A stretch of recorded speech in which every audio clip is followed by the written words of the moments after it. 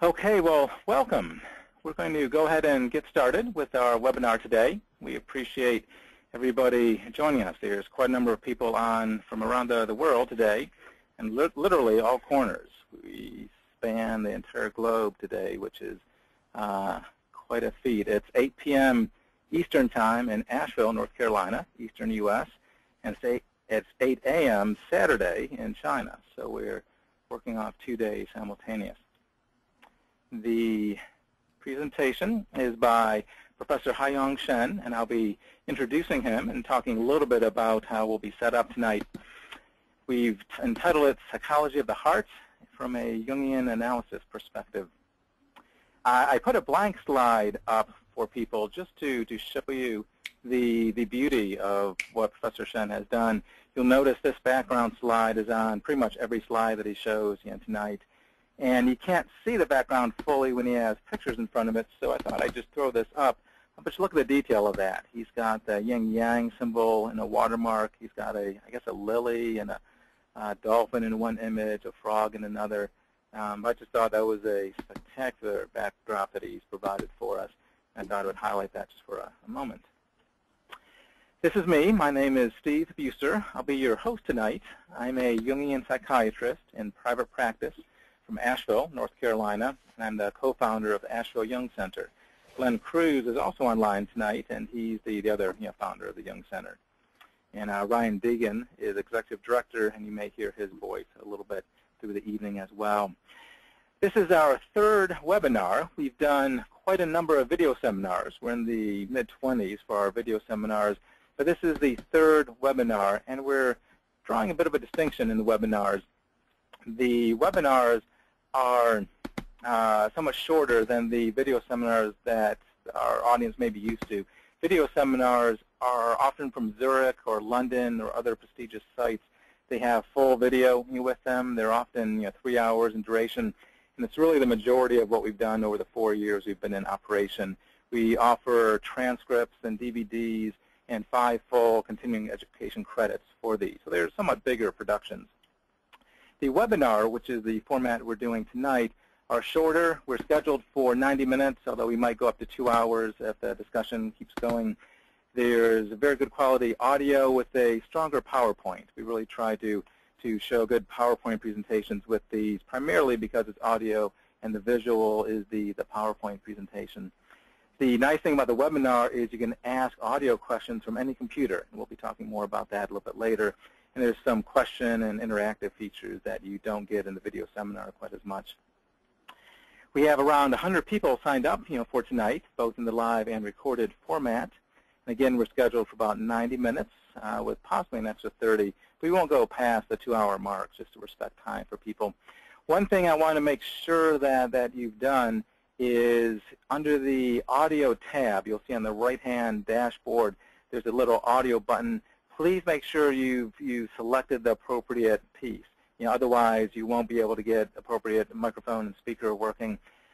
If you called in by telephone, you have to click the telephone button. And if you're using your speakers on your computer, make sure you click the microphone and speaker button. Otherwise, you won't get audio. Microphones will all be muted to begin with for the audience, but again, later on, you can request to have your microphone unmuted if you want to do a audio question. There's a couple buttons I want to highlight. Those include full screen mode, which you'll probably want to push. That will make the PowerPoint images much larger.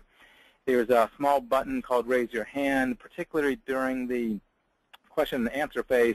If you click that button, I'll know that you want to speak directly to Professor Shen. Be a little bit careful with your speakers. Sometimes some audio feedback occurs when you use that feature. So if you do hear feedback, please turn down your speaker if your microphone is live. Then there's a Ask a Question button, which is a written question. So if you'd like to type out a chat, instant message type question, click down that button and then send that to us, and we'll get that to Professor Shen as well. We have a number of countries joining us live tonight, and they include Australia, Canada, Hong Kong, Japan, Norway, Russia, Slovenia, South Africa, Switzerland, United Kingdom, and of course China, where we're broadcasting from. I wanted to briefly mention 2 upcoming events. In 2 weeks, we'll have another webinar. That will be Saturday, April 28th. This one will be live from the C.G. Jung Institute of San Francisco. It will be entitled Layers of Relationship, the C.G. Jung / James Kirsch correspondence. And that should be a very interesting piece. James Kirsch was a contemporary. Excuse me, one moment. My son's come in. Okay. I'm very sorry. My son had an urgent question that I had to step out of my den for. Anyway, on the April 28th, we will be doing the James Kirsch letters. James Kirsch was a contemporary of Jung, was Jewish, fled Germany, ended up in Israel, had over 150 letters with Jung, and many topics from anti-Semitism to Nazi Germany to boundary violations, all kinds of very provoking issues. And I think this will be quite interesting. His son is the one that will be leading it, Tom Kirsch. Then the other one I wanted to briefly mention, which is in 4 weeks, is the next Red Book, one we'd like to do, which is entitled Window of the Soul, the Red Book Images of Carl Jung. Paul Britchie will be a co-producer of this one with Murray Stein, and he will be leading that. So do try to join us for these if at all possible. I think it'll be very good. Paul Britchie is very interested in art and the images of the Red Book. Okay, we're almost done with my intro. I would like to say that there is no commercial support for today's programming. For presenters, topics of any type, there's no pharmaceutical industry support, and we're required to announce that for continuing education purposes. And there will be an online survey that you'll be sent an email towards, and if you do get a chance, please take the survey. That helps us quite a bit in our programming. Again, we are taping today's seminar, so it will be available on a recorded format, so that if you do not want your voice recorded, please don't ask a direct question, just ask an indirect question by the chat in a typewritten form. All right, tonight's presenter is Professor Haiyang Shen, and here's a photograph of him. I love the photograph. It has various Chinese images in the back that anyway, are quite striking. Professor Shen is a professor at South China Normal University and Fudan University. He's a full Jungian analyst and member of the IAAP. He's president of the Chinese Federation for Analytical Psychology and Sand Play Therapy, and has been the main organizer of the International Conference of Analytical Psychology and Chinese Culture. He has done his analytical training in San Francisco as well as Zurich at the 2 Jungian institutes there. So without further ado, I would like to turn it over to Professor Haiyang Shen. I will have to click a button to transfer that, and we will get it to him. Give me one moment to set that up.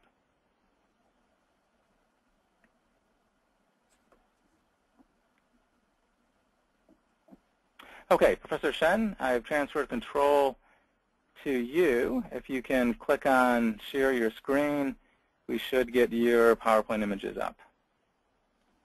Yes, and there they are. Excellent. So all yours. You have the microphone. I'll mute myself until I jump in a little bit later. Thank you very much for joining us tonight. Yes, thank you very much. It's my great pleasure to be here today, and many thanks for Steve Boucher for the invitation and arrangement. And good morning and good evening.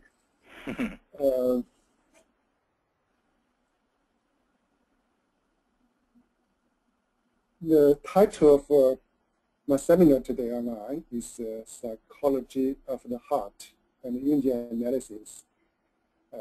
I'm Haiyang Shen from the mainland of China. I prepared for this PowerPoint, and the most content of my talk today. I have this PowerPoint already. The title is Psychology of the Heart. I will focus on the first part, the search for meaning, and the meaning of psychology in Chinese background, and my understanding of Jungian analysis, especially the from heart to heart as this first part of psychology of the heart. Usually, combined with my understanding of active imagination in the Chinese background, especially related to the I Ching, the Book of Changes. And the third part, and will be individuation and transformation. But today, I will focus on the first part, the search for meaning of the psychology of the heart.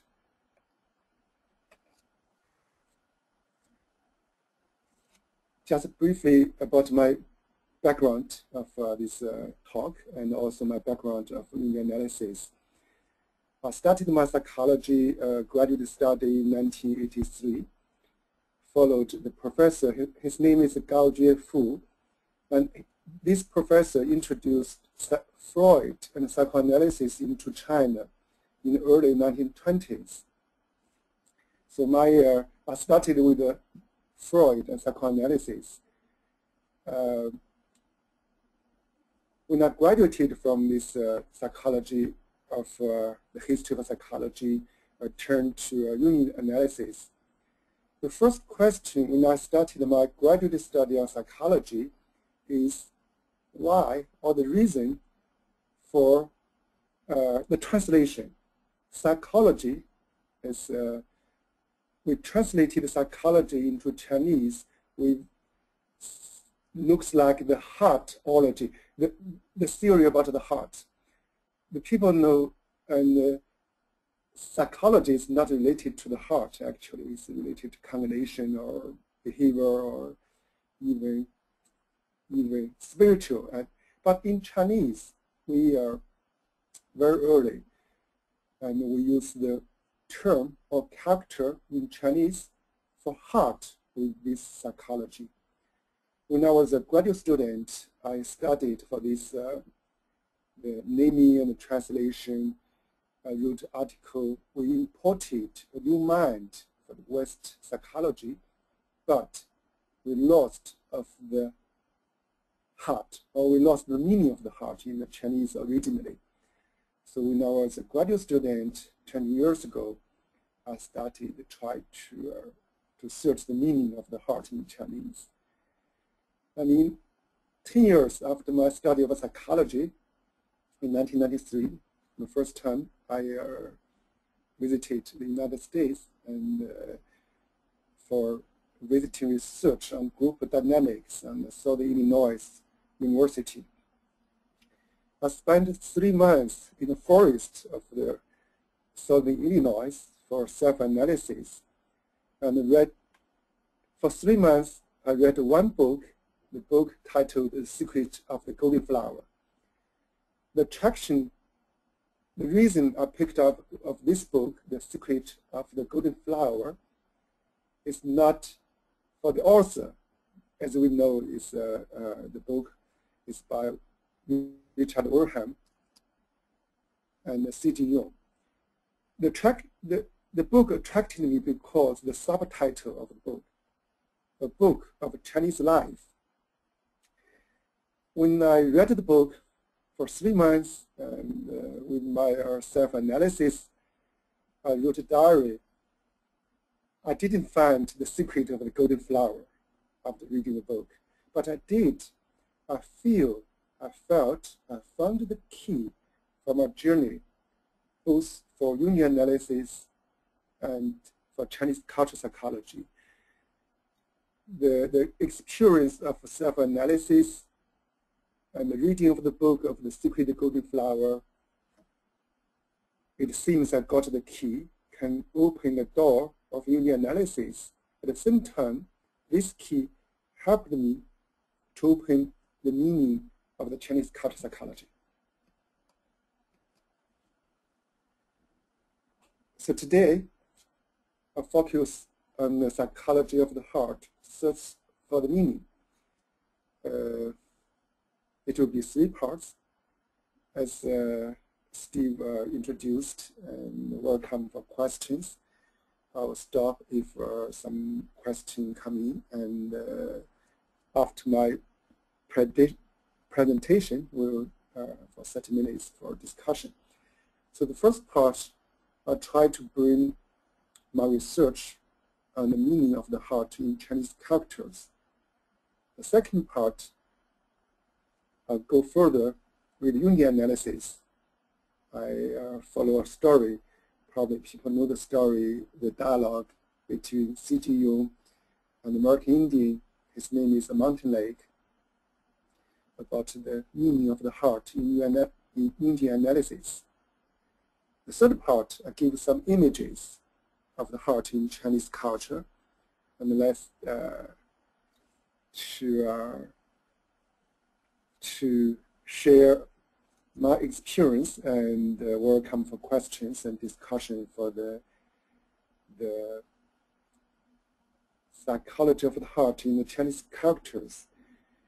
I use one word from C.G. Jung. C.G. Jung learned Chinese characters by himself, and he once said the Chinese characters are readable archetypes.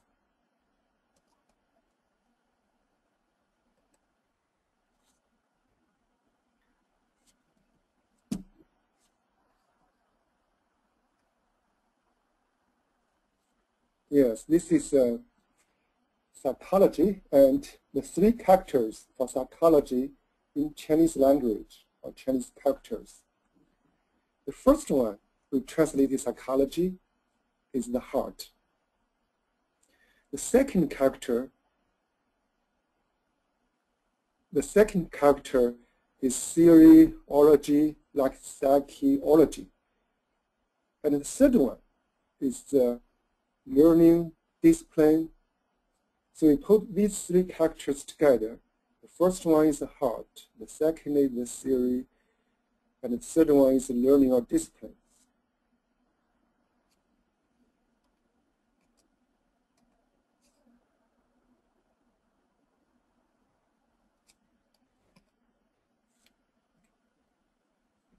And this image is more original form of the Chinese character for the heart.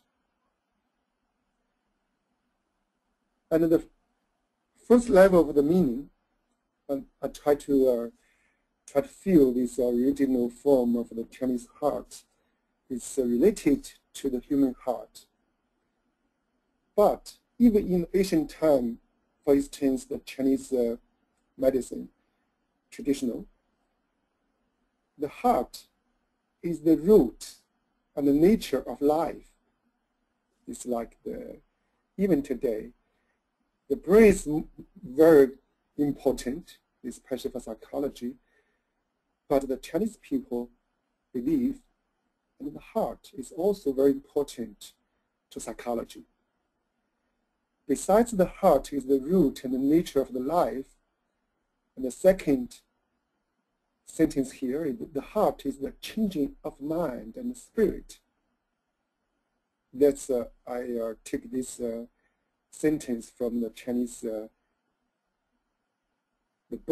classic book of Chinese medicine. So this is my, I started with the embodiment of the meaning of the heart from a physiological sense, according to the Chinese medicine.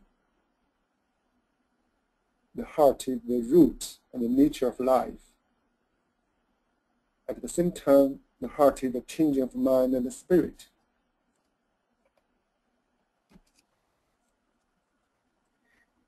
The second level is from psychological sense. The heart is just the totality of all psychological phenomena and process. This is my translation of some Chinese saying about the heart. Heart is the home, is the house of your mind. So the image of this, I take this image, the different form of the heart. In the modern written form, original, like people know the Chinese characters have a long history, and we call it at least 4 stages. Different forms, but it's the same heart. So in the Chinese philosophy or culture, the heart is just the totality of all psychological phenomena and process. When I got a PhD of psychology in 1989, I started for an interview with the Chinese senior psychologists. Most of them, they are 80 years old or 90 years old. For the interview, about 23 senior Chinese psychologists, I have one question asked all of them: why we translated the West psychology into the Chinese character of the heart. Some psychologists told me that, oh, that's a wrong translation because the Asian Chinese people, they know the knowledge of science. They could not understand the thinking psychology is related to the brain and the head. Actually, they told me it's not related to the heart. I was not satisfied with that kind of answer, even they are very famous Chinese psychologists.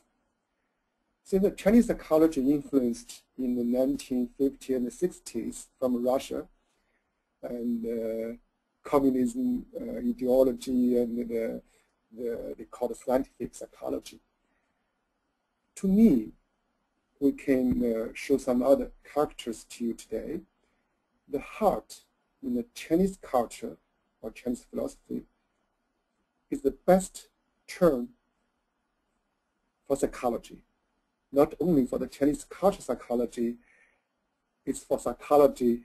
We are, as Steve introduced, we have from many different cultures, many different countries. And the Chinese heart is one of the best choice for psychology. Both the ego and the self, both at consciousness level of psychology combination, and also for the unconscious psychology or depth psychology. Usually, the mind and the body will be the base of psychology already, the foundation. But the Chinese philosophy, very interesting, usually is try to search for the third level, or can use the Jungian term, the transcendental function. Besides of the mind and the body, the meaning of the heart in the root of the life and the changing of the mind and the totality of psychological phenomena, the Chinese people believe the heart have the metaphysical, probably is not a good translation for metaphysics, it's just a general meaning of that. The heart is used to express the heavenly mind or heavenly heart, or the heart of the Tao. This image of the Chinese calligraphy of the Tao, since people even in the West familiar with the Tao already, especially for Xijun himself. Xijun interpreted this image of a Chinese the Tao several times in his book.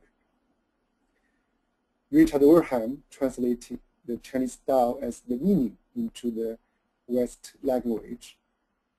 So the heart have this kind of transcendental function.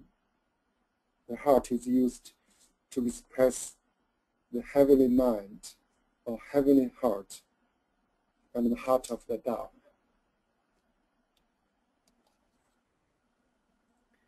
Now we have this picture of Xijun and American Indian in the mountain lake.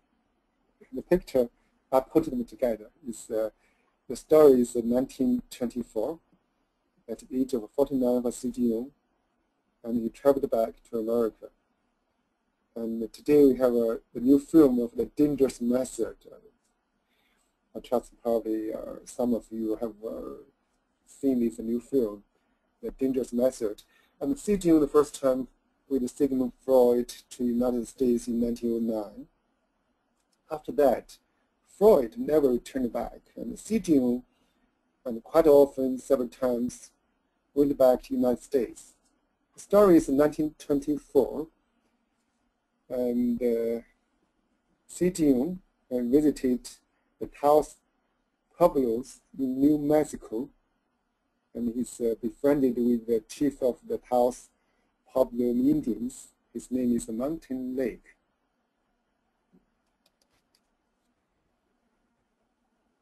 I quote the story. Jung asked Mountain Lake why he thought the whites were all mad. And the story is a long story. Mountain Lake described the nose usually is, the ear of the Western whites, the white people, the ear is bigger than the Chinese people, and the nose is taller, and different eyes. And the eyes, so they talk about about American Indian and the white people try to get the land from the American Indian. And then the Mountain Lake said, the white people, they are all mad.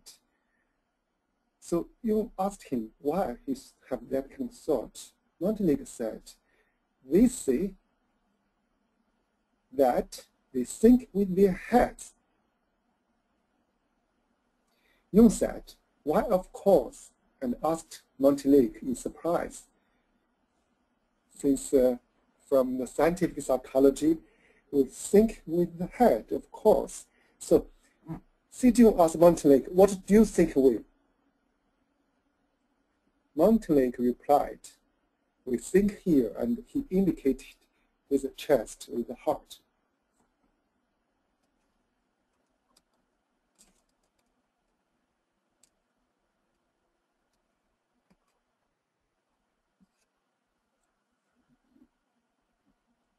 In the diary of Jungian, we can read from his book. For instance, the memory, reflection, dreams and reflections. I fell into a long meditation, he said.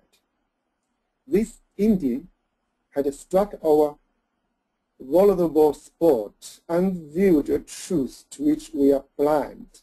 I first rising within me. I felt rising within me like the shapeless mist, something unknown and yet deeply familiar. That's Jungian at that moment when the Mountain Lake indicated his heart. For we are thinking here, we are thinking with our heart.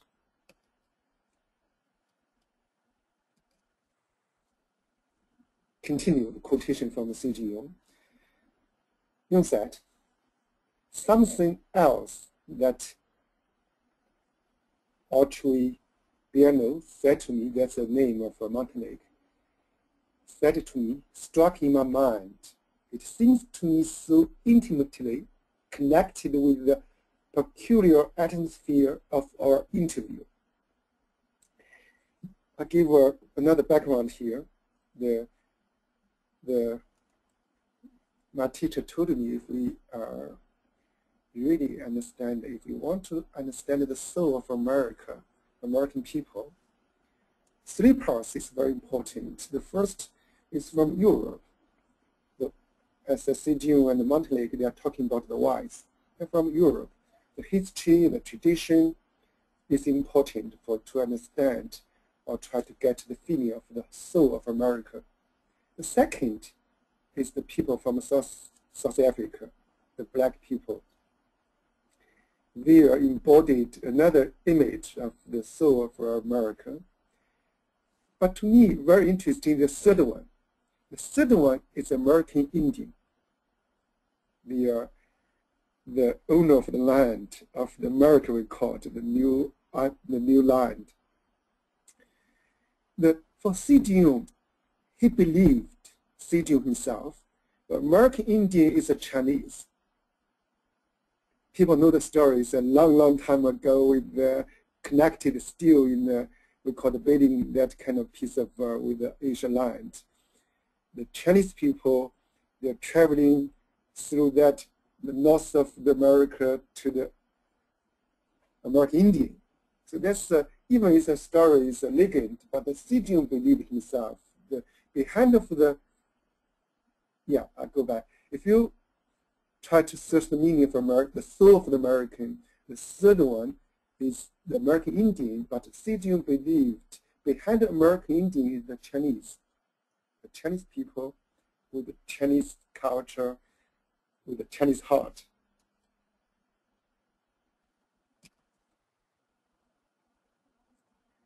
This is the character for the Chinese character for the thinking. So we can call, yeah, if you like, we can spend about 10 seconds to focus on this Chinese character, because the Chinese character is like a picture, symbol, and images.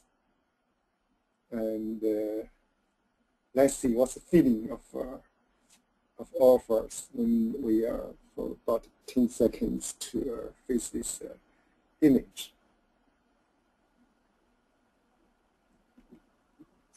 Actually, this Chinese character, the meaning of this character is for thinking or think. I call this character the thinking heart. The top four, there are two parts of this character. The top one, upper one, is image of the head. And this image of the head with the top, you see, is the top of your head. Pronunciation of this part is xin. The xin is usually the top of our head. The Chinese people said that's the gate or the door to heaven. We call the tianmen, means the door or gate to the up, to the heaven.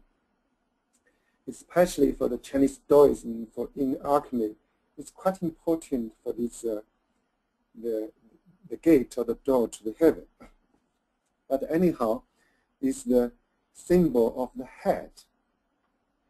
Today, with the scientific psychology for think or thinking, the head is all, it's enough. It's only with the head. But in the Chinese characters and in the Chinese history, this character at least is 2,000 years old. And for thinking, we cannot only use the head. We have to have our heart for thinking. The image of the heart here, you can see like a container. Sometimes I call this character the secret of the Jungian analysis. For one of the reasons for the psychological problems of the people today is the split of the head and the heart.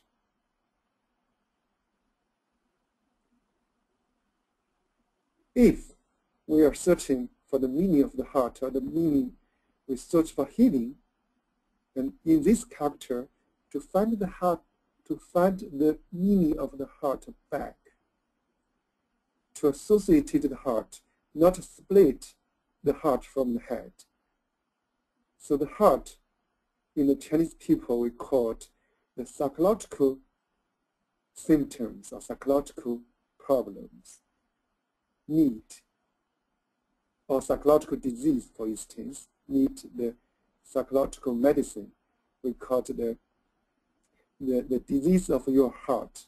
We call it psychological problems, and need the medicine for your heart. So for my understanding of Jungian analysis, this association or find back the meaning of the heart is crucial for healing.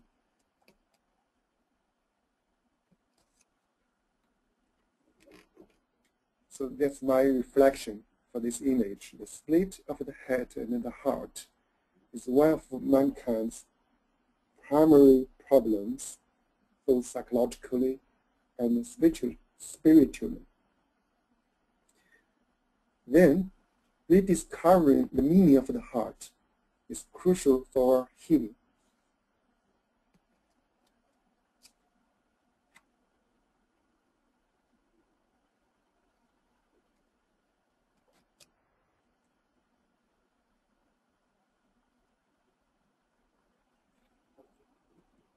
So where to find the image or the meaning of the heart?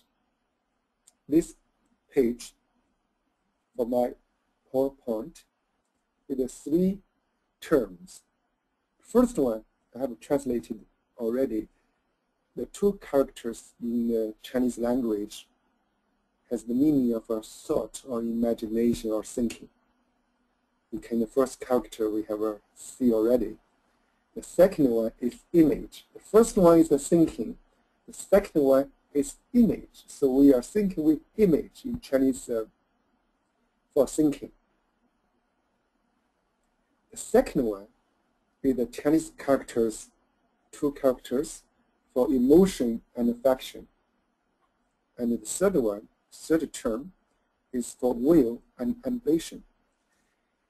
We can have a few seconds to feel of these 3 terms in Chinese language. Even today, people, you never learn Chinese characters, but just for a moment, to focus on these 3 images,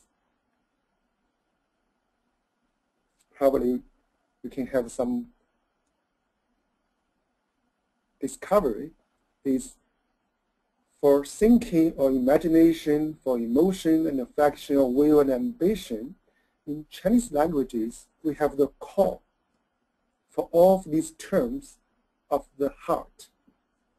So the first, for thinking, you can see the image of the heart. For emotion, you can see the core of the construction structure of this language is the image of the heart. And also for will and ambition. For general psychology, this we call the 3 fundamental factors of psychology, or thinking, or emotion, and our will.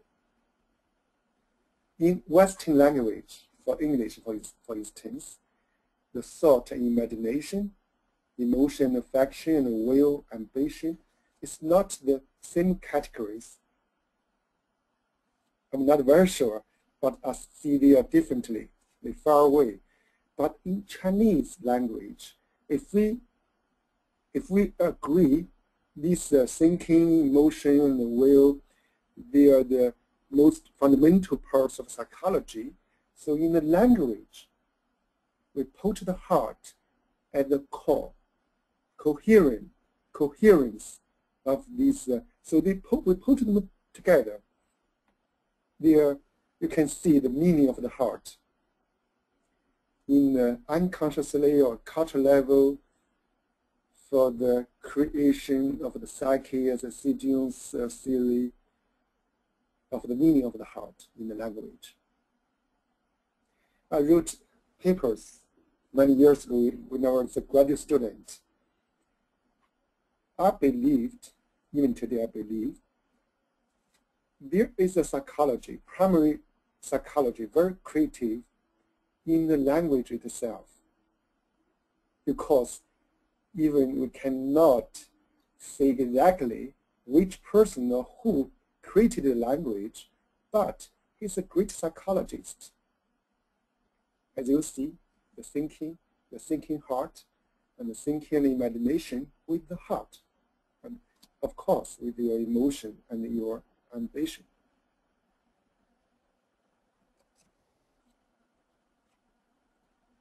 Another 3 beautiful characters in Chinese language. So you can have a few seconds.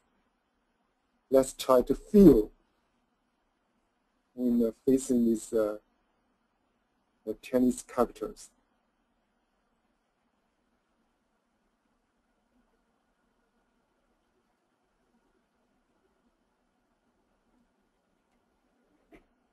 First character is we call the Cong.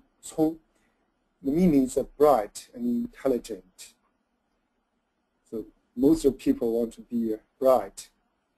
So this character in Chinese language, if you want to be intelligent, you need your heart. Of course, for this character, you need your head and brain too. The second one, very interesting, is a Chinese character for wisdom. So we know that knowledge is not wisdom, but for wisdom, it's not the head. It's the living, growing, and of your heart. The third character is beautifully for enlightenment. It's not only wisdom, but for enlightenment. For enlightenment, for this character, the left part is the heart, the symbol of the heart. The right part of the meaning of the symbol is the self. It's really the Chinese form for the Jungian, the big self. And the Jungian learned Chinese philosophy, culture, and even the language quite well. I'll show you later for Jungian cut in Chinese for the piece of stone. We have a term or form for ego. And this form has conveyed the meaning of the Jungian, the big self. So the heart and yourself together, that's for your enlightenment.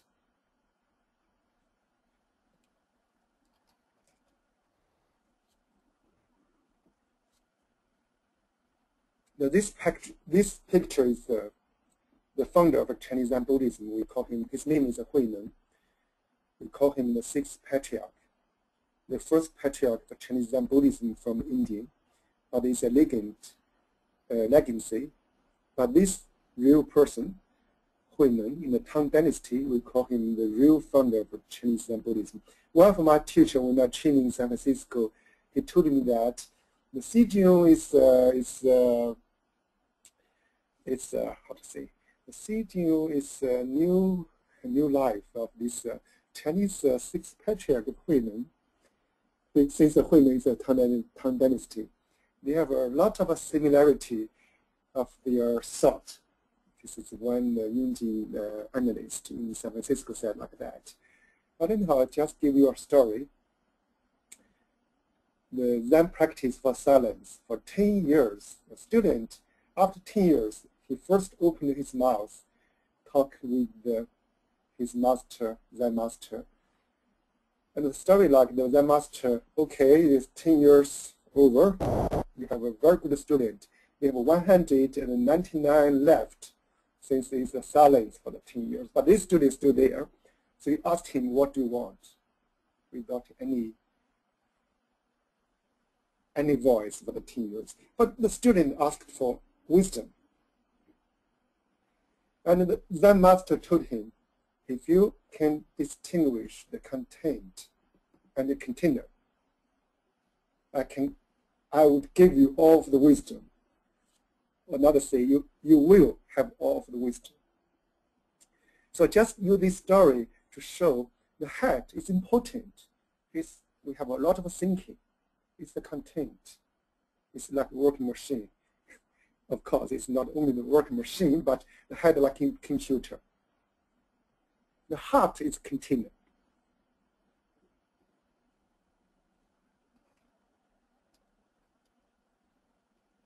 As we know, the container, the container, containment is so important for Jungian analysis, for healing.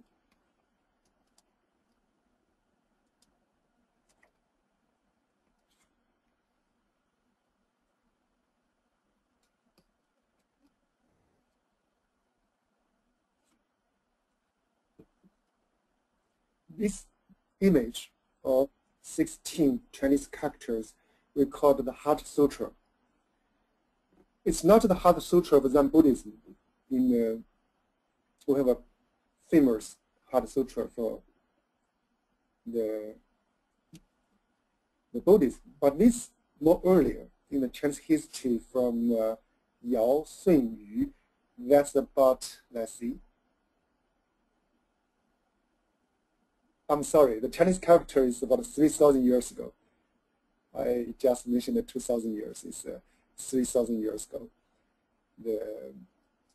This character, the story about this is about, let's see, the first Chinese the kingdom of the Chinese from Xia dynasty, that's 2200 BC. And his name is Da-Yu, founded of this Chinese kingdom in 2000 BC. And 3 generations before him left these 16 Chinese characters. That's a legacy story. We call it the Heart Sutra. The meaning, if translated, if I'm not very sure it's the correct translation, is the ego's heart is dangerous. The Tao's heart, the heart of the Tao is profound. There is quietances and wholeness. Keep both sides. Stay with the me. And this me is the transcendental function. Keep both sides, and you'll get the transcendental function. That's original idea of Chinese, the doctrine for the me, the Chinese heart school, in especially the Song dynasty of the philosophy. I tried to compare it with the Jungian's idea. Just Steve introduced, we'll have a new seminar in the coming for the Red Book. And for active imagination, especially Jung's 1916, the paper on transcendental function and how to keep both sides. As a famous interview, face to face, Jung said, we need more understanding of human nature because the only real danger that exists is man himself. His psyche should be studied because we are the origin of all coming evil.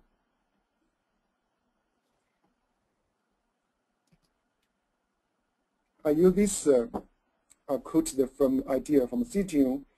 Probably you can see the Chinese Heart Sutra, why they say the ego's heart is dangerous. And the heart of the Tao is profound. And the Chinese principle try to keep the both sides, like the Jungian psychology in the analysis. The shadow is also very important.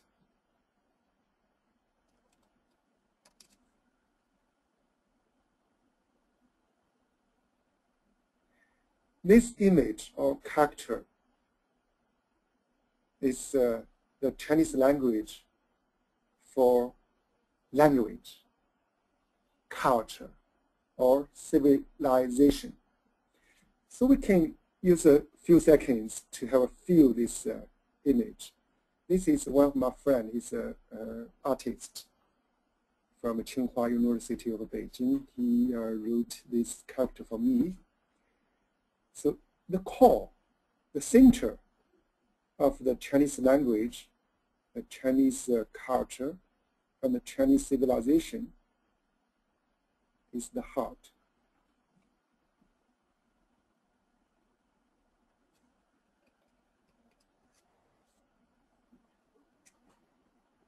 Okay, we can relax a little bit. I'll show you some pictures of the dialogue between Jungian analytical psychology and the Chinese culture. We as I introduced myself in 1993, I visited the United States. That's a very important personal experience to me. I encountered or get connected with the Maurice Stein, who will give the seminar for Red Book, and Thomas Kirsch, and also we heard of from San Francisco. He will give a coming online seminar. And Thomas Kirsch was the president of the IAT that time. So I connected with them in the second year, 1994, I was the dean of a department of psychology at that time, the South China Normal University in Guangzhou, very close to Hong Kong. So I invited them to visit China. This is the first official visit of the IAP to China. Mordenstern wrote a beautiful paper the next year about their visiting the report to the IAP in China. So that's started the IAP in China, or Jungian psychology in China officially. A few years later, I worked with Mordenstern for the first international conference of analytical psychology and Chinese culture. You see the right picture is David Rosen from Texas, A&M University of America. And the character is the Chinese, the Tao. And one of his book is The Tao of Jung. The second picture is a church. And he tried to compare the Jungian typology, introverted, extroverted, to compare with the Chinese term yin and yang, and the four functions, thinking, feeling, intuition, and sensing, with the Chinese images of the I Ching, the trigrams. Very interesting.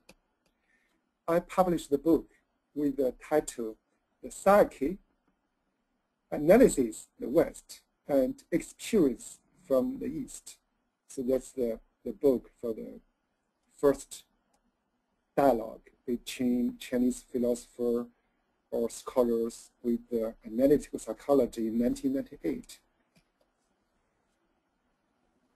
The second conference is 2002. You can see the picture from Mordenstern here. Mordenstern holds the book. The book is, you can see, probably not very clear, but it's a Chinese monk. His name is Empty Cloud. Xu Yun, his name. He lived in 120 years old. He died in 1959. This book, Mordenstern holds on his hand, is the last book Jung read in his deathbed. That's, for instance, Si Jun died in 1961, June 6. 1 week before his death, he's still reading this book about the Chinese Zen Buddhism. And according to one friend, Jung asked his secretary to write the letter to his gratitude to get to know this Chinese monk at his almost his last chance before his death. And the title I published the book edit of this second conference is The Images. Most Jungian analysts were interested for image, but for Chinese, the image is important, but it's not so important because the meaning is more important than the image. So I use the Chinese term for 感应. 感应 is heartfelt influence, or from heart to heart. If you get the meaning, the image is not important anymore. So that's the title. We focus on discussion the meaning of the image, both in the East and the West. The third dialogue, every 3 years in 2006, the title is Ethics and Wisdom. The ethics is so important for clinical practice, also for Jungian psychology or Jungian analysis. But for Chinese, we quite often we put the wisdom and ethics together. So that's the third dialogue. The third conference combined with the sample therapy. And we have very important conference meeting, both from RAP, the analytical psychology, and for IST from sample therapy. We have a three days meeting. We have an agreement to put them together in a development in China, for their development in China. So you can see the Rusama, he was the president of the sample at that time. And also you can see some monks. for all of these international conference of analytical psychology and Chinese culture, not only invited the psychologists in China, but the Taoist, Confucianism, and Buddhism to join for the dialogue. This is the last one, is 2009 in the Fudan University. Fudan University is one of the best universities in China, in Shanghai. The title or the theme is the image in Jungian analysis, active imagination as a transformative function in the culture and psychotherapy. This year, we'll have a new, in the June 8 to 10 in Macau, we'll have the 5th dialogue of the analytical psychology and the Chinese culture. I discussed with Maurice Chang, consulted him for the theme is the dreams, the symbolic language of the psyche, nature, and culture. In this year in June, very soon, at University of Macau. And also co-sponsored by the Macau University IAP and Assembly Therapy from RSST.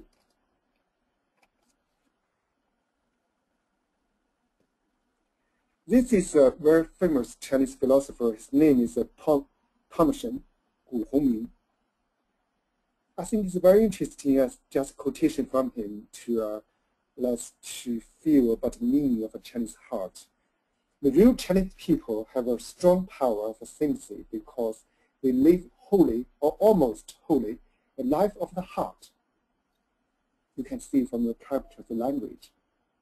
The whole life of the China mind, that's his term, is a life of a feeling, not feeling in the sense of a sensation which comes from the bodily organs, nor feeling in the sense of passions which flow, as you would say, from the nervous system, but feeling in the sense of emotion of human affection which comes from the deepest part of our nature, the heart or soul. I think it's very beautifully from this famous Chinese philosopher, Thompson, Gu Hongming. He's quite a sense of humor. As according to his lecture, his thing, his thought, the meaning of a Chinese culture, the American people, that's his word, the American people are broad and simple, but not deep. The English people are deep and simple, but not broad. The Germans are deep and broad, but not simple. The French have not the deep of nature of the Germans, not the broadness of the mind of the Americans, not the simplicity of the mind of the English, but the French has a quality of mind of delicacy.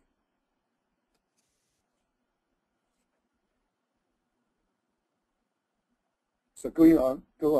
The American people, if they will study the Chinese civilization, to get the meaning of the heart in Chinese characters, they will get depth, besides they are broad and simple. The English, broadness, and the Germany, simplicity. The French people, finally, will get it all, the depth, broadness, simplicity, and still finer, delicacy. Then the delicacy which they now have. That's you can see the sense of humor or the story from Thompson, the Chinese philosopher of Gu Hongming. That's my words, according to his book with the title The Spirit of Chinese. He wrote the book in English originally. We translated back into Chinese language. In all of this study, the key is to get the meaning of the heart, including its meaning in the Chinese characters. C. Jung studied the Chinese characters.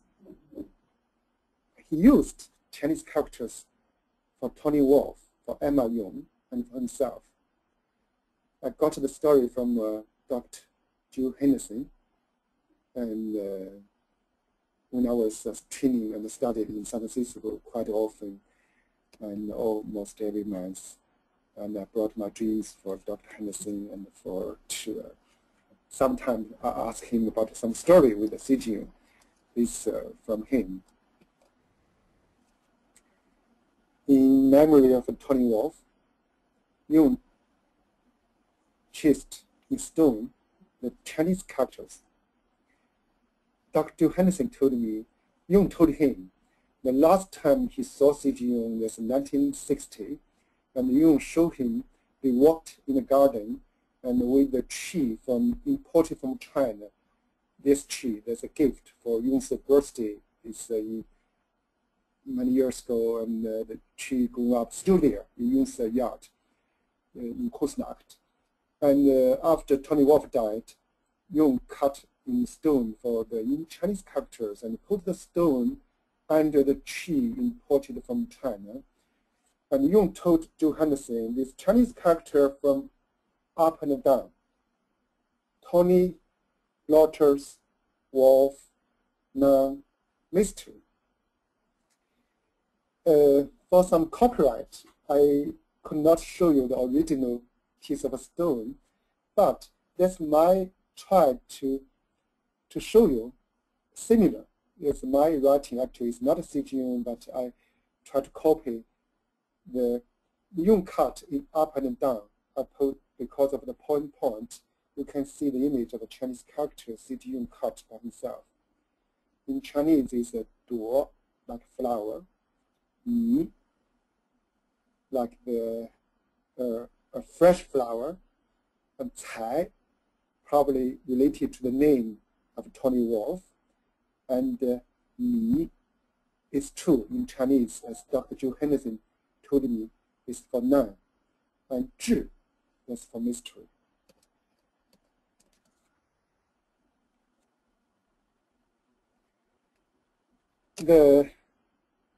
After Emma Yong died, and also very interesting from the Dangerous Method of the new film, we can have this Jung said in the film, Emma is the foundation of the house.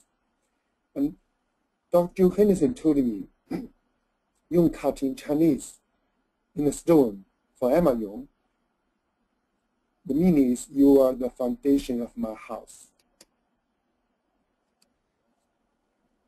The last piece of stone Jung cut for himself in Chinese, the meaning, four very simple Chinese characters. The first character you can see for heaven, the second character for man, and the third one united. The last one is the one. So we in Chinese call it 天人合一. This almost the best meaning of the Chinese Heart Sutra, the 16 characters I just showed you, and also the best expression in Chinese for the individuation. Heaven, man, united, the one.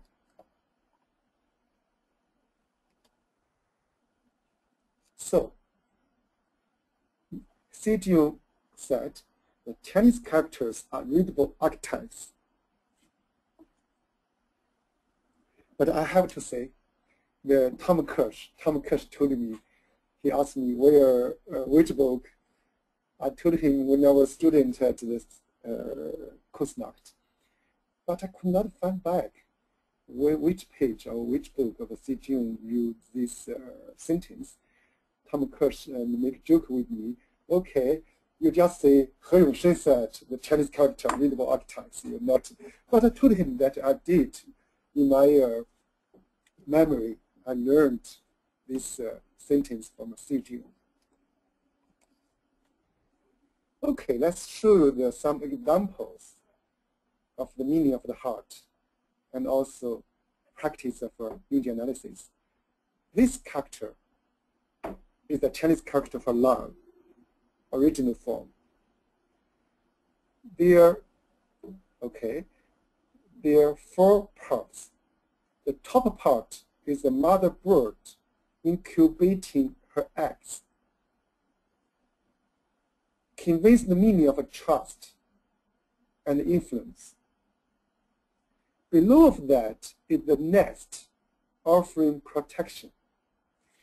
This kind of a protection or nest is not only the nest for the bird, it's like the cave for the Asian people, and also like the pregnant of the mother for the new baby inside. So that's the image, not only the nest, but like the cave primarily for the human being. And the other 2 parts, lower, is hand in hand, means support. And the day and time means continue. Besides of this part, the most important, the core, you can see the heart in the right place. To put your heart in the right place, in the center, and with the sincere of your intention, that's most important for the Chinese learning, both for Confucianism and for Buddhism and for the Taoism. And also, I believe for Jungian analysis, as center place therapist, for instance, we have to get the container, we have to the free protected space, and this, the meaning of this heart in the Chinese love is my principle, how to get the relationship, how to get the containment and the free and protected space with the client. This is the modern form of the character. A kind heart with love is a Chinese proverb describing the spiritual state of the gentleman. It is also the way of personal, social, cultural happiness if you have a kind heart with love. And also it's for healing.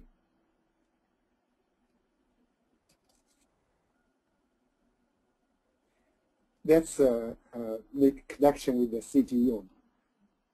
In the Echo of Blaise Pascal's, is a famous sentence, the heart has its reasons of which reason knows nothing.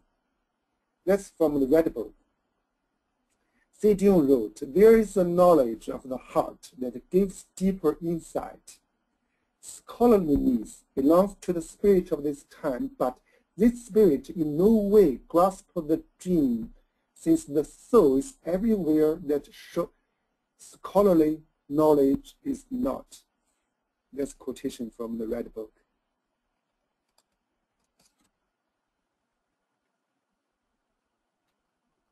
This is the Chinese character for listening. As we are psychoanalysis started with the talking cure, listening is so important. But if you have this image of the Chinese listening, I call it the active listening compared with active imagination. The image of the Chinese listening combines with the ear, the left side, and the gestation, the lower part of the left side, left part, the growing gestation. It's not only the here of the ear, but the gestation and growing. The right side is 10 eyes. We're listening and also not only use the ear, but also the eyes. And 1 heart. We are listening with the heart. So listening with the heart are called active listening in the psychology of the heart.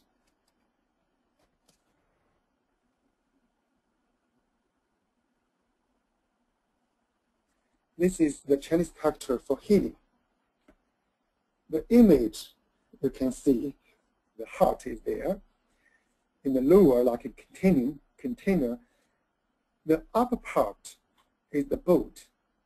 Actually, the image is how to make the boat, like the tree, like we empty the tree and the branch of the tree with the canoe, like the boat. Empty of the boat, shaping in the heart is for healing. Probably modern people, they're too much in their heart. No, they're too much in their head. If you are like the Buddhism, for the Chinese, the Taoist, if the empty meaning we can learn from the Taoist, from the Buddhism, combined with the heart, this is the way for healing.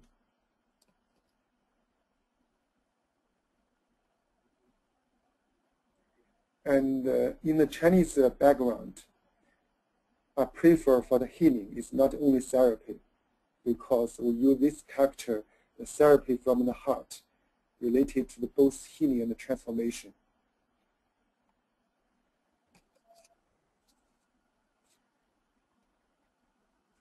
These two characters, we call it the 慈悲, compassion, or empathy in the Chinese characters. The second character, 悲, is grief. It's lost of the heart or split, disassociated with too much stress or trauma. This is one part, the suffering. The first part, you can see the image, is to find your heart back and associate it. And if we put the two characters together, if we merge them together, there is emerging the third level of the meaning. We call it the transcendental function, like compassion and empathy. I use these two characters, the meaning of the compassion and empathy and the beyond the transcendental function from heart to heart and the garden of the heart and the soul. Probably some people know that 3 years ago in 2008, we have a big earthquake in the south part of China. Our Chinese Federation of Analytical Psychology and Scientific Therapy went there for psychological relief. For 3 years, we still continue to work there. This is so cool. You're showing how Chinese is a symbol for They have letters on the website of IAP for this, we call it psychological relief.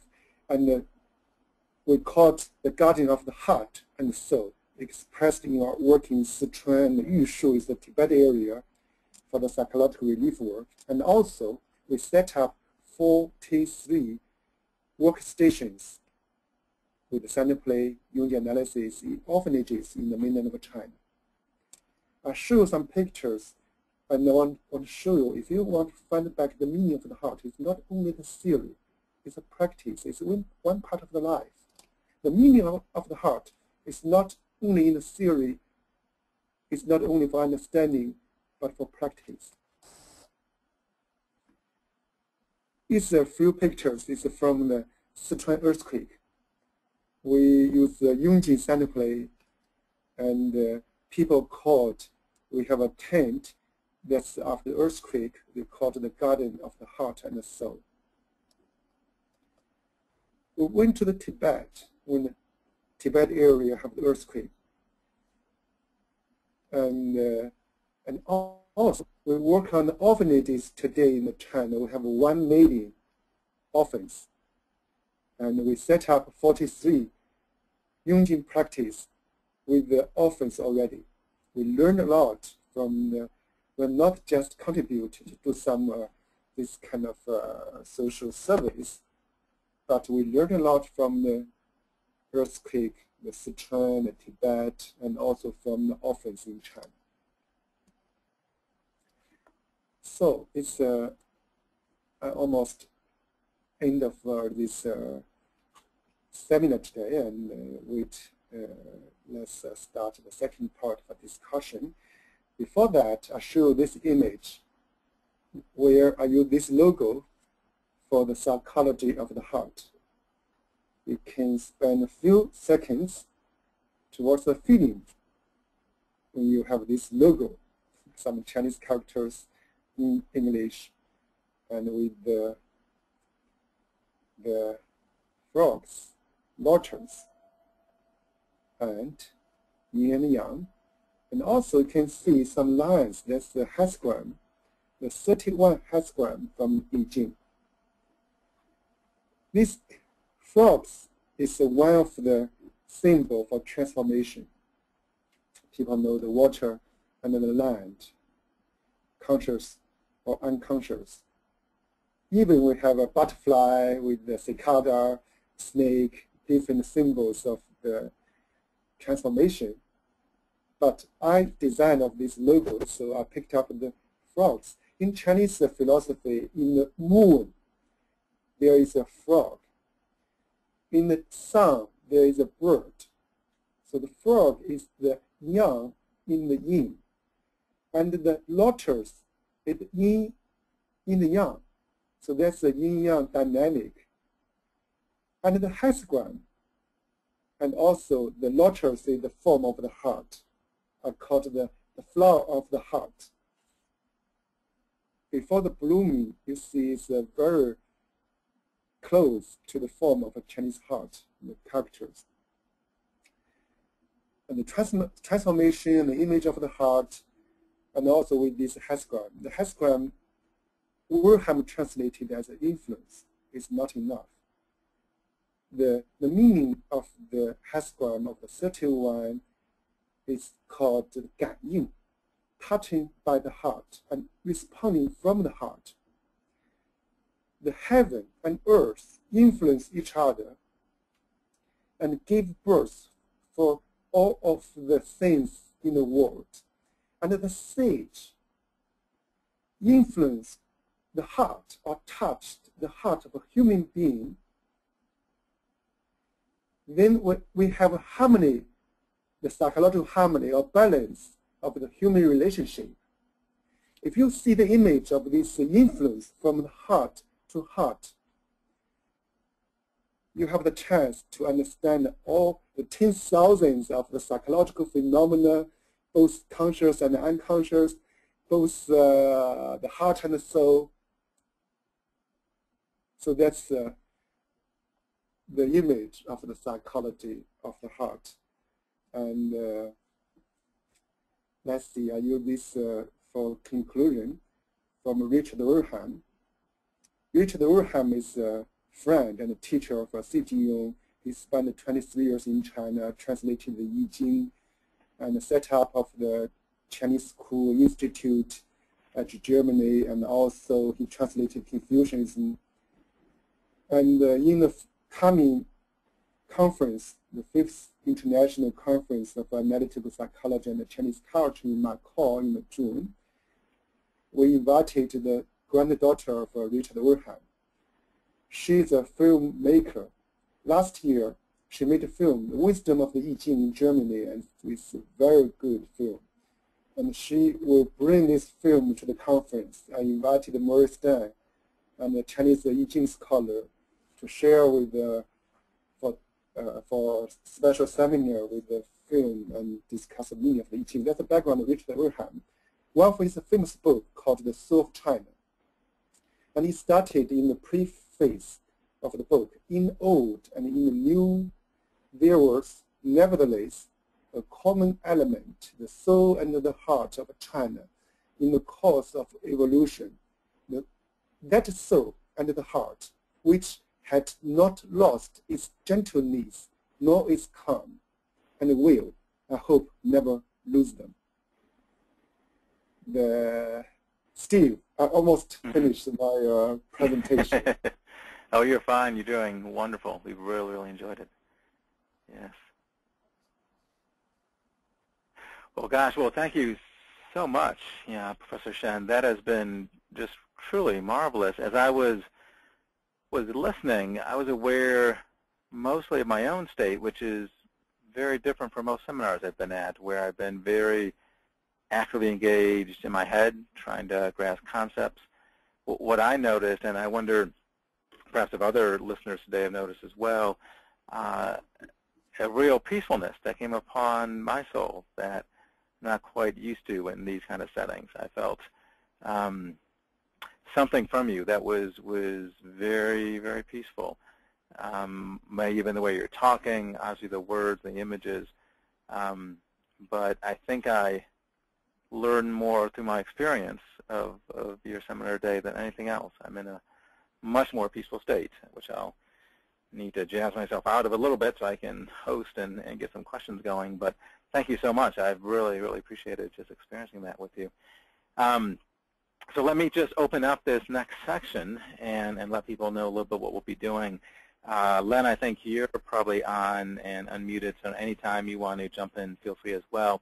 But just to give people a thought, there are two ways that you can engage Professor Shen as well as Len and myself.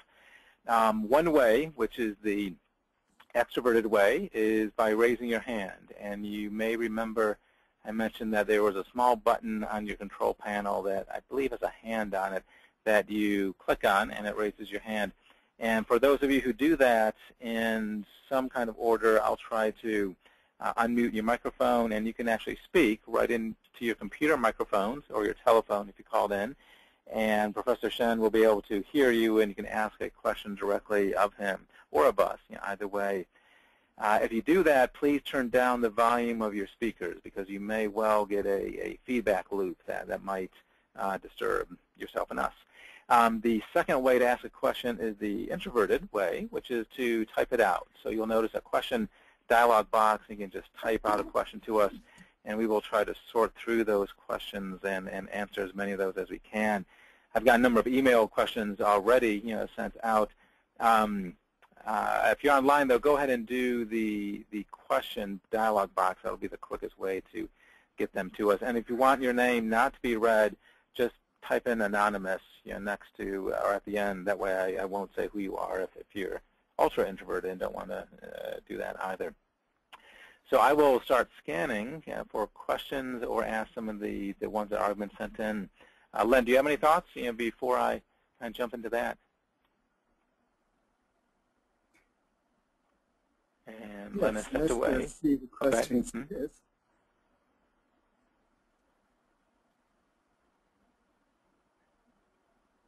Okay.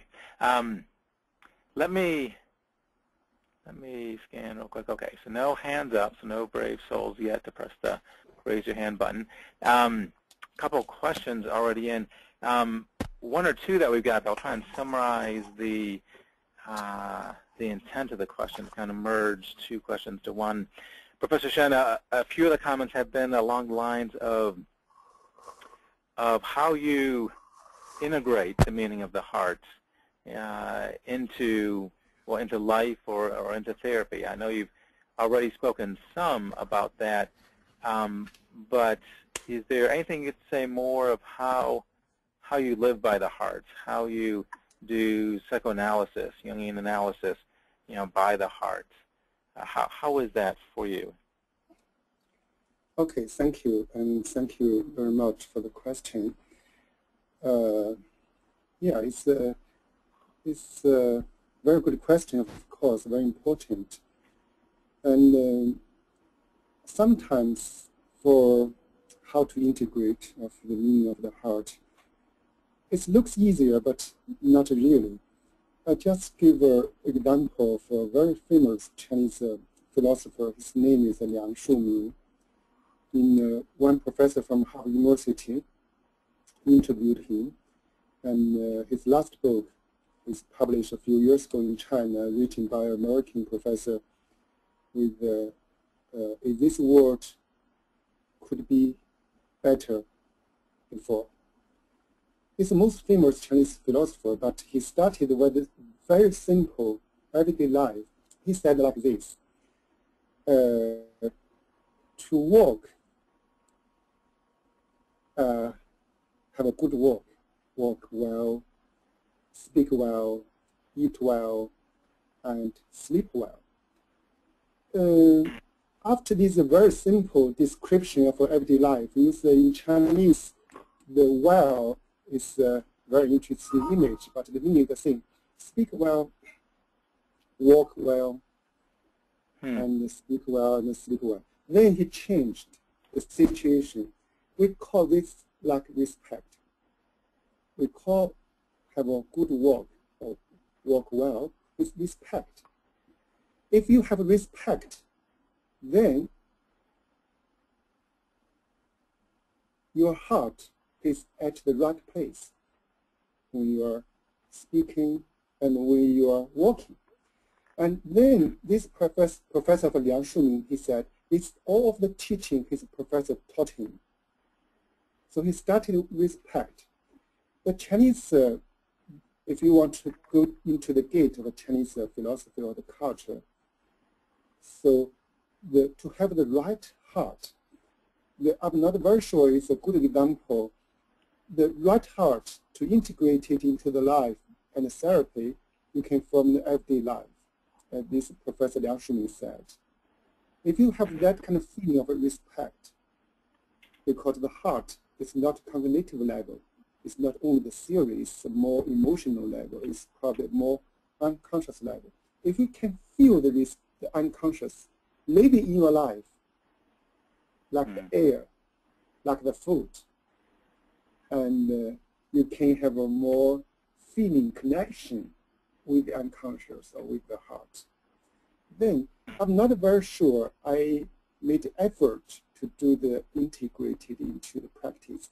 Sometimes like the automatically, or can say synchronicity, or I can say if you have this kind of put your right heart like the walk well, or like the what I used the Liang Shuming, the Chinese philosopher.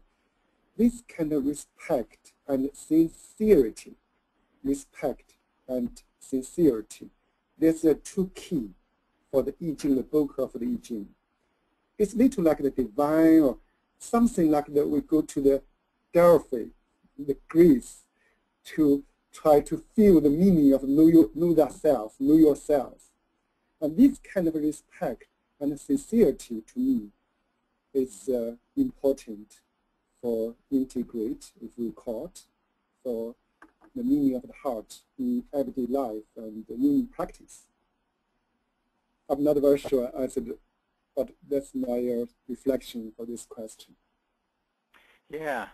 Well, thank you so much. That is very well said. Lightness of heart.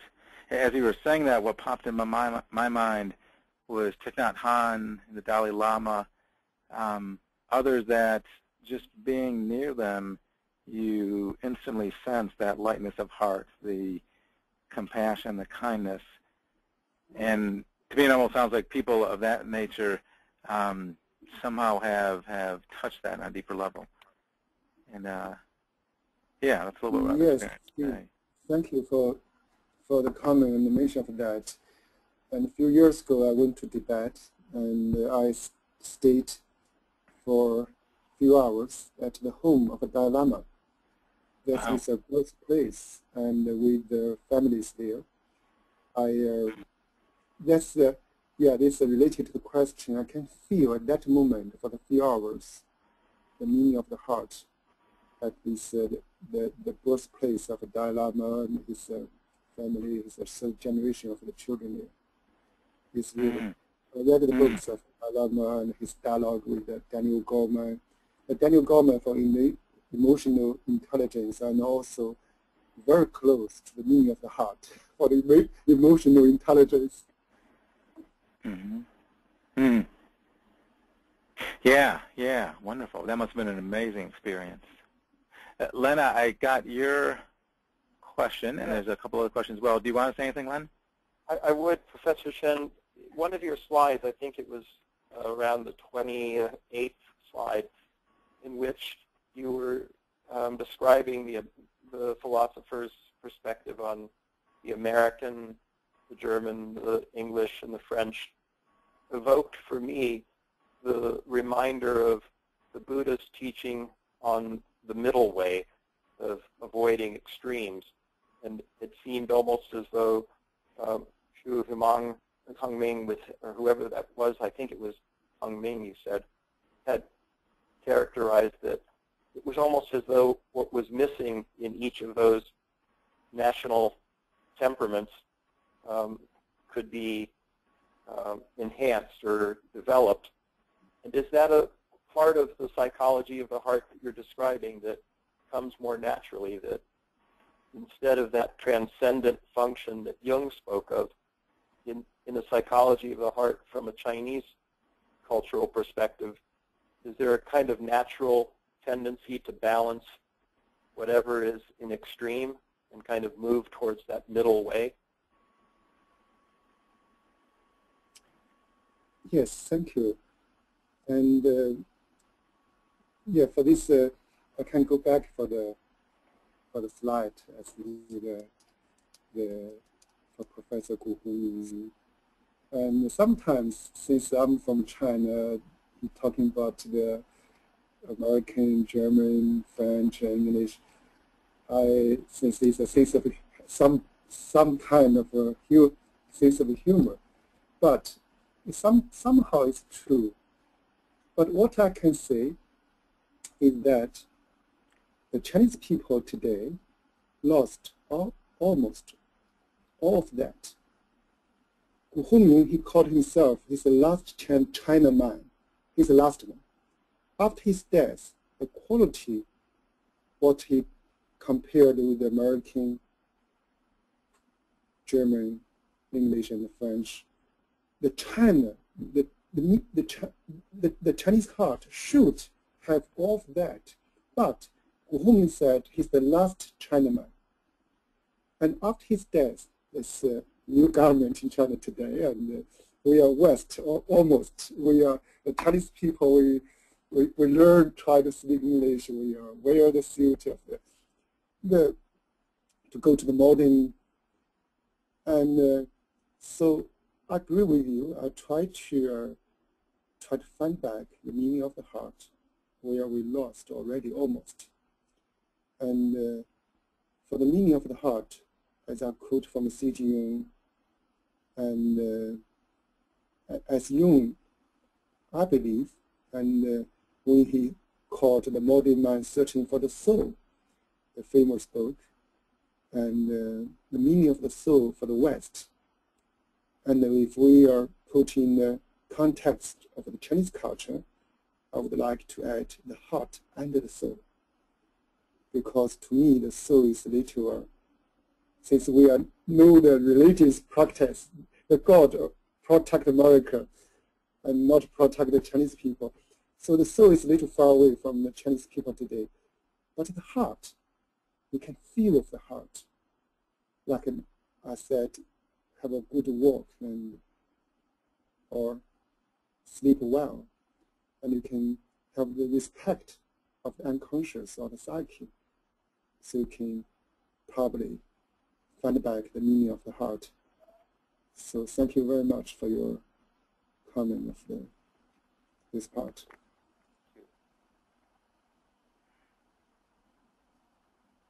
There's another question that's come in that I think is an interesting one. I might read this one off as well. This one's from Sharon, and she says, can you say where the Tao can be incorporated into the practice of Western psychotherapy? Dong-Shik Ray from Seoul, South Korea, originated Tao psychotherapy. Do you know of this way or mode of practicing? Is there an equivalent psychotherapy being practiced in China? And she adds, thank you very much for your lovely voice of conversing with us, with a smile face. Could you hear the question, or should I repeat that? Yes, thank you, Steve, and thank you for the question. Yes, I read some of the Tao therapy or Taoist therapy, and even in China. I know some professors in China, they call it the Taoist psychotherapy. It's very positive effort, both West and in China, for the Tao. I even read briefly about, I mentioned the W-03 with the Tao of Jung, and also from his book, his Jungian analyst, tried to bring the practical level, not only the theory, to do with the clients today. But besides of the effort, I would say I respect for all of the effort, both West and in China. But for personally, I feel that not enough. Even I'm a very good friend of W-03, and even W-03 the book. I even translated his book into Chinese. It's not enough because the meaning of the Tao, if we call it Lao Tzu, and especially for Zhuangzi, the second Taoist. I think that Xi Jinping himself is a very good example. It's Xi Jinping, how he used the Tao for therapy. He's a Xi Jinping for Jungian analysis, for instance. It's well done. It's good enough. Let's say, if you mention the other professors today with the Tao therapy is not good enough. For instance, Jung called himself his follower of the Tao, his loyalty follower of the Zhuangzi, his trust of Zhuangzi very much. That's his original meaning of his word. And there are several parts of the Xi Jinping integrated the Chinese philosophy and the Tao into Jungian analysis. Just for example, for active imagination, the first systematically description of one of the original description or publication of the active imagination is a secret good flower, his commentary. And there is a sentence Xi Jinping learned from the book.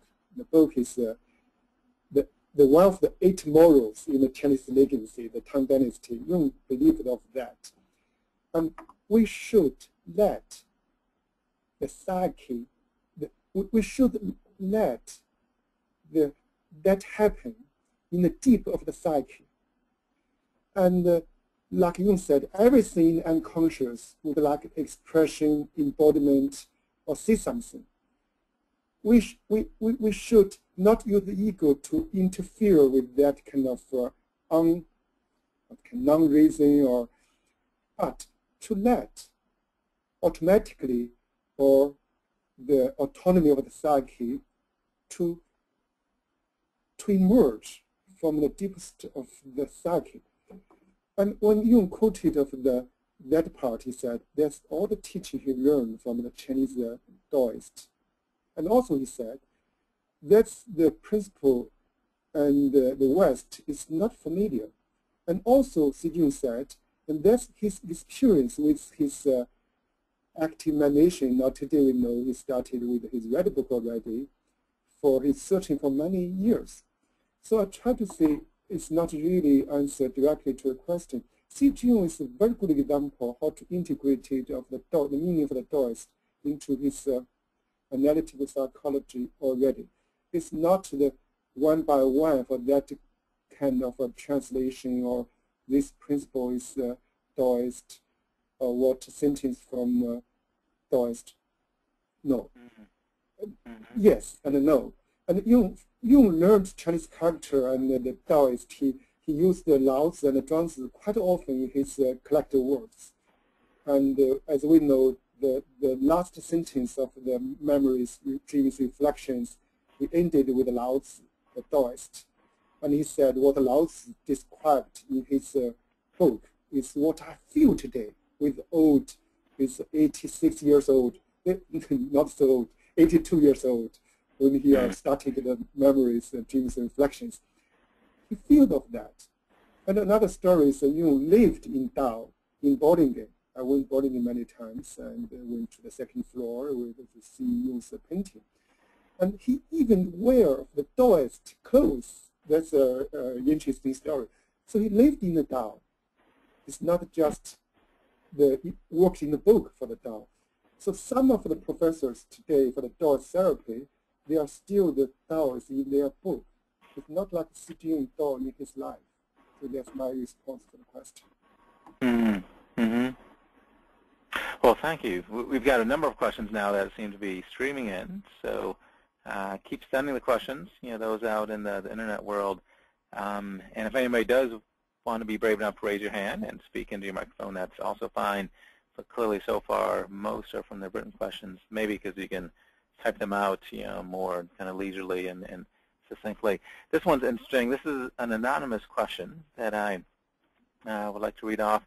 It says, as a professor on the university level, I was shocked at the absence of or loss and total lack of the presence of the meaning of the heart as described by R. Wilhelm in his book. but then it goes on. My female Chinese students who are always late, loud, rude, and disrupting class with their talk and threatening attitudes, telling me our parents are doctors, and when I politely ask them to stop, yet the very absence of these qualities were profoundly present in my male Chinese students. My male Chinese students were totally respectful and profoundly embarrassed by their female counterparts. Can you explain this? I don't know if that translates well or if you've had experience. I'm not sure what university. I think it looks like United States University. I had a question from the U.S. and sorry, I misread it a little bit. But I guess a university professor experiencing female Chinese students as very loud, interrupting, disrespectful, and the exact opposite in the male counterparts. Any thoughts with that? Is that a pattern that you've seen or have any thoughts on?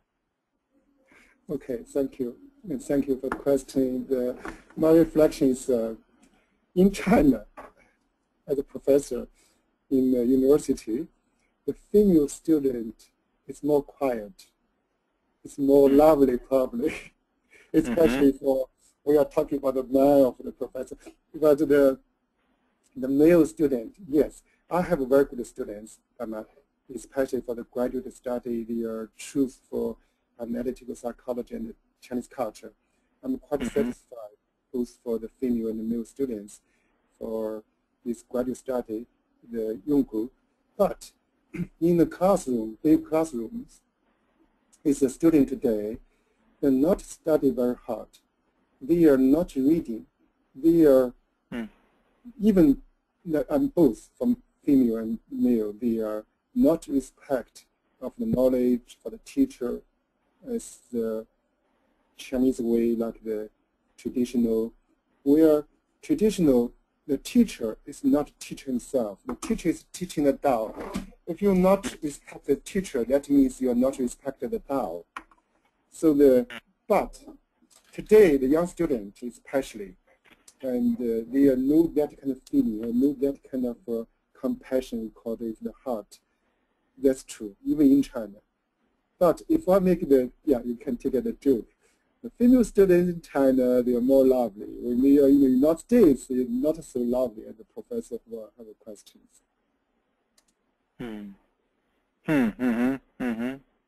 There's a related question as well, at least perhaps it's related, commenting on at least how we perceive China over the last number of years with the pretty profound industrialization, the business success of China, the wealth that's flowing into the country, the perceived intensity of activity and market exchange. The question wonders, has that affected any of these deep cultural streams of hearts, felt, peacefulness, living from the heart? Have you seen the culture shift along those lines as the industrialization has so rapidly progressed? Yes, thank you. And it's really a question about the history and the life of the heart changing. And that means that the real life, the honesty, and we talk about the sincerity and respectful, is changing.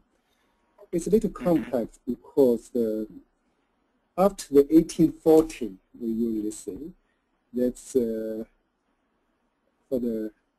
people know the war, opening war in China, and with the ship and the gun to open to the old China, the gate of old China. So that's the Western force, and forced China to open the gate in 1840.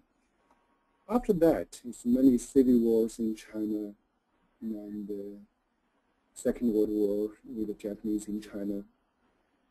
And this is one part that's really changed. I don't know, it's changed the way of Chinese psyche, or put the Chinese the way of psyche in the right place. I could not give the answer for that. But besides of that, outside forces And inside of China, as we see the cultural revolution, then the Mao, the communism, and also this West. I don't say the communism is inside China. It's also Marxism, Leninism, Russia. It's a West idea, and also this kind of if we say the cultural revolution, what's happening inside of China, it's changed the way of the Chinese society a lot. Unfortunately to say, it's changed badly. For example, the Cultural Revolution. The new government, communist government in China, they even changed the characters. For instance, we are talking about the love. In the new form made by the new government and policy of the no heart. I show the characters for the language, culture, civilization. The core is the heart, but in the modern form, no heart. For the love, it's beautifully to put your heart in the right place, but in the modern form, no heart. For listening, I call it active listening, can compare with the active imagination, no heart. So that's, you can see, if you change the language, you are changed the thinking, you change the emotion. So changed a lot. That's also, yes, as Steve suggested, the mention is related to the professor with the female Chinese students so loudly, so rudely. So it's we lost the connection with the heart. For me, as a psychologist and Jungian analyst, usually I focus on the psychology mainly, but the question is not limited to psychology. It's a cultural level, social level, anthropology. So it's a little complex. But from the psychological point of view, as I give the example, change of the characters, falsely, by some ism, the Marxism, for instance, for the communism, it's changed a lot of them. And then, hopefully, like Wilhelm said, the heart, we try to find the heart back. The heart will be back if we're talking about the psyche. So that's my vision in the future.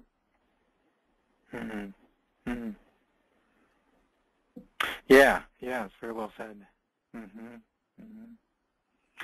And I guess a lot of cultures that are progressing, and as modernity takes over, we lose some of the peacefulness, some of the heart-filledness, some of the simplicity, and there becomes that tension of can we get it back versus how advance our societies and move forward.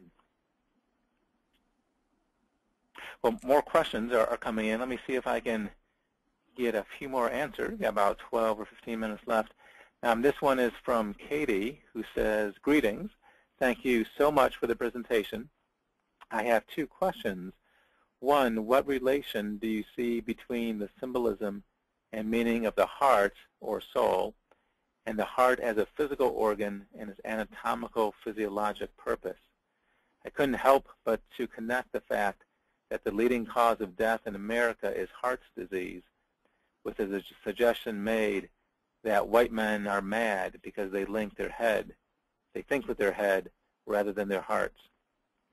Indeed, the modern American culture destroys this precious life-sustaining organ through unhealthy lifestyles, i.e. smoking, poor diet, lack of exercise, etc. And certainly there is much evidence of psychological disconnect among the general population that can be associated with this.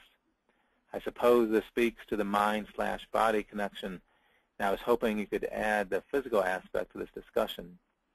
Then the last quick question, what significance does the eye have in Chinese culture and psychology? So the eye meaning the division, the visual eye. Okay. Thank you very much for this question. I'll try to see if I how to share my feeling and reflection. The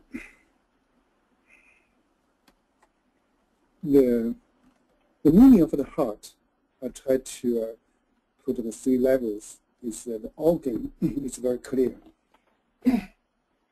But the organ in Chinese medicine theory is a symbol. It's not only the physical organ. The organ we call it the 脏象, 藏象. In Chinese medicine, the heart is, the medicine usually related to the organ physiology.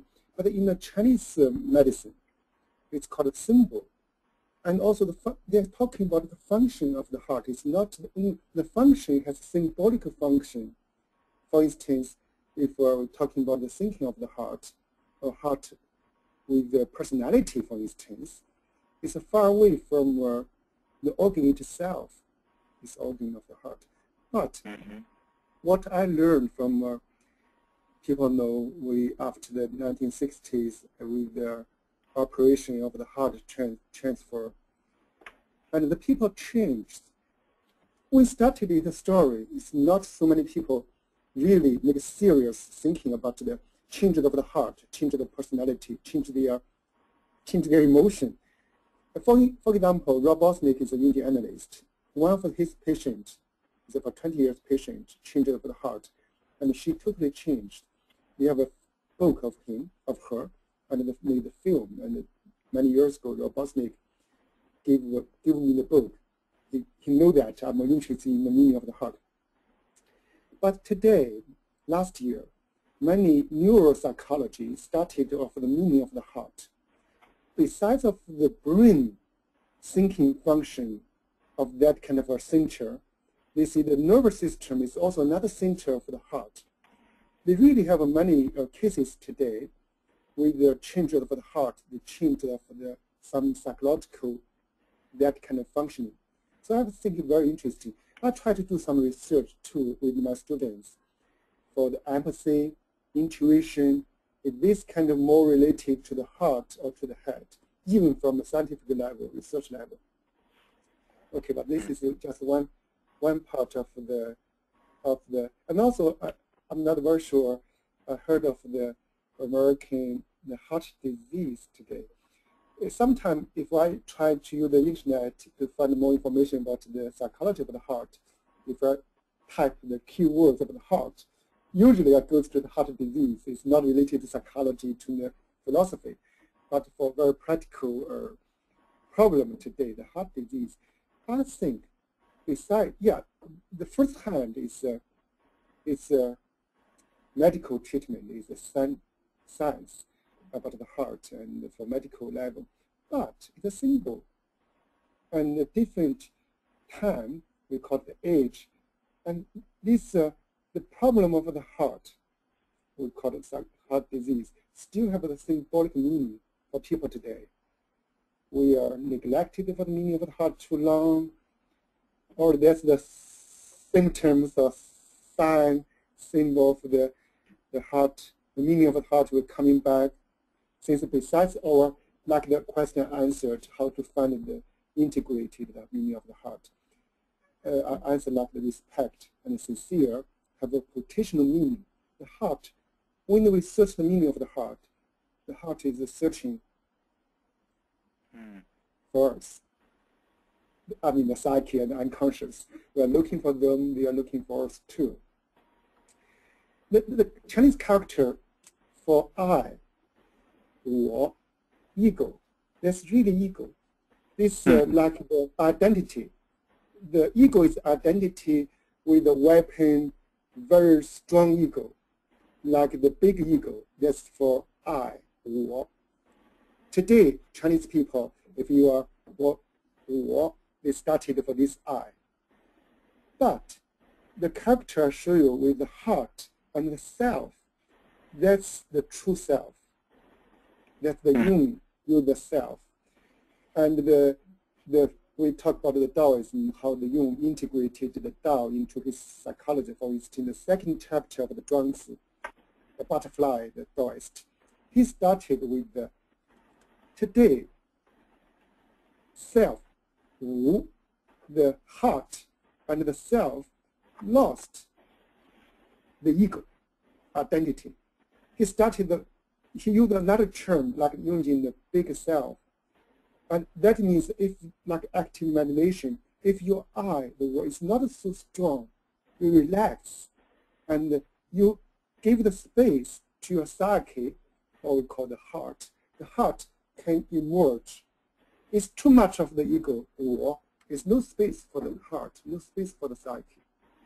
So just my response for the question is for the, Yeah, good, thank you. Probably have time for one or two more questions, and if anybody wants to try to slide in one under the wire, feel free still to type them out. I'll probably go mostly with the ones that we have remaining here. Here's one. How do you see the concept of qi as being, and how does this integrate with this perspective of the heart? I.e., is there a deeper unconscious symbolism behind the concept of qi? Any thoughts on that?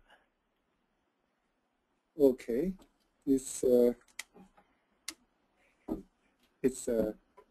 little hard to me, but I'll try. Okay. I'm assuming they mean Tai Chi, Qigong, that kind of Qi. I give the example of the dialogue between analytical psychology and the Chinese culture. I invited several very good Tai Chi or Taoists, in alchemy especially. Even the I Ching scholar, they are teacher of the Chinese, the central government in Beijing. I invited them to join with the dialogue, so the qi and also the topic and the theme in the communication dialogue between Jungian psychology and Chinese culture. I just give one example. I use the Zhuangzi too. Xi said he's a true student of Zhuangzi. And the butterfly of the dream for transformation is very famous. The Zhuangzi gave a story. I think this story related to this question of the meaning of the qi and how to relate it to our work of Jungian practice. He used the first, and Zhuangzi usually give a situation, a context first. Then the text emerging from the context. So he gave a situation first, and then with a dialogue of Confucian is one of the best students. They're talking about the fasting. Usually, we're talking about how to find the meaning of the heart with respect. The respect for some culture tradition is fasting or not eat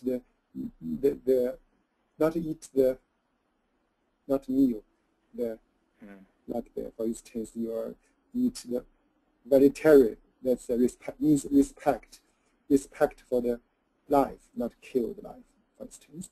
The fasting usually described of that. And Confucius asks students if you are fasting enough, that means you are respecting enough. If you are not respecting enough, the heart will not emerge. You still just use your hand. The student said, yeah, I prepared for 3 months without, I'm vegetarian for 3 months already, the fasting period. Really is a Zhuangzi is not Confucius, but in the stories, Confucius said, that's not enough. That's just for your stomach fasting. You should fasting of your heart. Fasting of the heart. That's the Zhuangzi theory. So the student confused. I don't know how to fasting of the heart. I just know vegetarian for respect for 3 months. So the Zhuangzi goes on. You are not listening only with your ear. The ear stopped with the voice. You use your heart. You use your ear since your ear stopped only with the voice. If you use the heart with your listening, you can understand the symbol. And then he goes on the third level. You should not only use your ear, and even with the heart is not enough. You should listen with your qi. The question here is the qi. And when he said the qi, the last sentence, the Tao is collection of empty. Very interesting term. Empty is empty, but you have the connection of empty. That's you listen with the qi. this very simple, too simple, qi is energy. Of course, energy is important enough, but the qi actually is here is yin and yang. And the qi, like the Xi Jinping ended with the one. If yin yang is divided, and the most important, I think, the qi is another kind of the wholeness, like the Morgenstern, one of his book is for wholeness. So, and the qi usually is the most important in the I Ching, the book of changes. If you read the book, you can feel the meaning, symbolic meaning of the qi and in the process. So, very important. I'm sorry I could not understand it very well, but the qi and related to the self, to the heart actually. If we talk about the meaning of the heart, the qi was very positional and like the following, not like the shadow, but its atmosphere of the meaning of the heart. Thank you very much for the question. Yeah, that's a very complex issue and conceptualization, but nicely worded and very poetically so. Well, gosh, I'm aware of the time. We're right at 10 o'clock. Professor Shen, I can't thank you enough for today's seminar. It was a stretch for us to go all the way to China with this. The internet seems to have done fine from going around the world, and it was nice and connected, and so many people worldwide connecting in. Yeah, I greatly enjoyed it. Your perspective on the heart, the soul, the self, and really somehow transforming our nature more into a grounding with the heart is very powerful to me. And I feel like I've really learned, experienced actually, more than learned, experienced something in a new way. I deeply hope that we can use your expertise in the future. I think you're a marvelous Jungian resource on the other side of the world, and there's really something about connecting Western culture and Eastern culture and learning from one another that this kind of internet seminar can really lend itself towards that connection in a new way, and hopefully you and I can keep our dialogue together and keep going along those lines. Boy, I really want to thank you so much for this. Just to remind the listeners, we will be sending out a survey, so please do watch your email within the next day or so and answer that survey if you could. If you sign up for continuing education credit, you'll get a link of how to download the certificate for that as well. And do remember the James Kirsch talk coming up in 2 weeks. Should be a very good one as well, and then the Red Book images later. But again, one last time, Professor Shen, I want to thank you so much. You've done a marvelous job with us and have really added so much to our experience. So thank you once again. Okay, thank you very much, Steve, for this chance for me, and thank you all. And good evening and good night. And have a right. Yes. Exactly, and good morning to you. So good morning to Asia, and good night to at least the U.S. I guess it's the middle of the night in Europe. So thank you again. I'm going to go ahead and sign off. So we'll be disconnecting the seminar momentarily. And again, thank you all, and have a good evening. Bye-bye. Bye-bye.